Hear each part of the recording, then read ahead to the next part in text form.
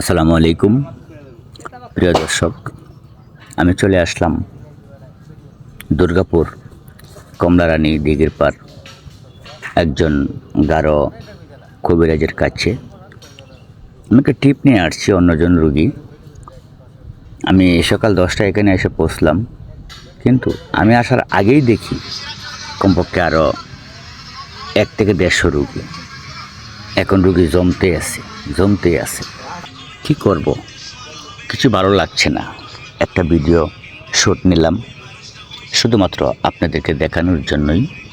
এটা হচ্ছে আপনার তার বাড়ির বাউন্ডারি, যে কমলারানী দিঘির পার যে গারো কবিরাজ আছে তার বাড়ির বাউন্ডারিটা আমি আপনাদেরকে একটি ভিডিও শ্যুট নিয়ে দেখাইলাম।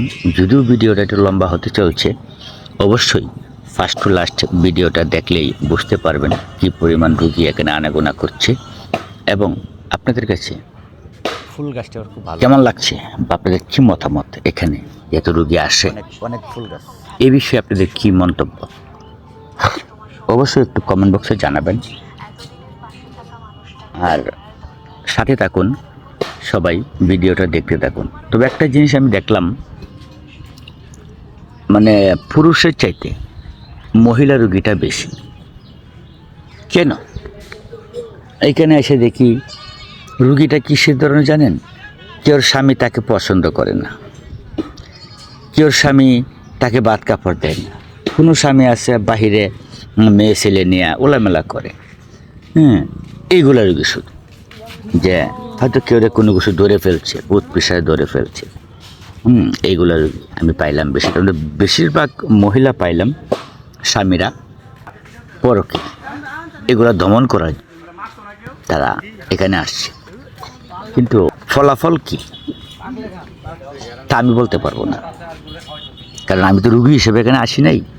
আমি একটা টিপ নিয়ে আসছি। এখানে যা দেখতেছি বা দেখলাম তাই আপনাদের কাছে আমি তুলে দিলাম। দেখুন, এই গরমের মধ্যে কাটার গেলে দেখে আপনারা অবশ্যই আপনারা একটা মতামত দিবেন যে কেন মহিলারা এত রোগী, কেন শুধু এই সমস্ত রোগ। এটা কিন্তু রোগ, স্বামী অন্য মেয়েদের সাথে পরকে লিপ্ত, বা কাপড় দেয় না, জ্বালা যন্ত্রণা দেয়, শাশুড়ি পছন্দ করে না, শাশুড়ি যন্ত্রণা, এইগুলা রুগী। বুঝতে পারছেন? তো আপনারা কি বলেন?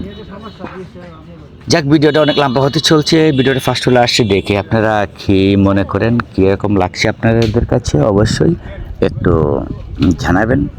আমি কমেন্টে রিপ্লাই পাইলে অবশ্যই খুশি হব, বা আপনাদেরকে আমি রিপ্লাই দেব। আপনাদের মতামত সম্পর্কে একটু আমাকে দয়া করে জানাবেন, ঠিক আছে? সবাই ভালো থাকবেন, সুস্থ থাকবেন। দেখা হবে পরবর্তী ভিডিওতে। আল্লাহ হাফেজ।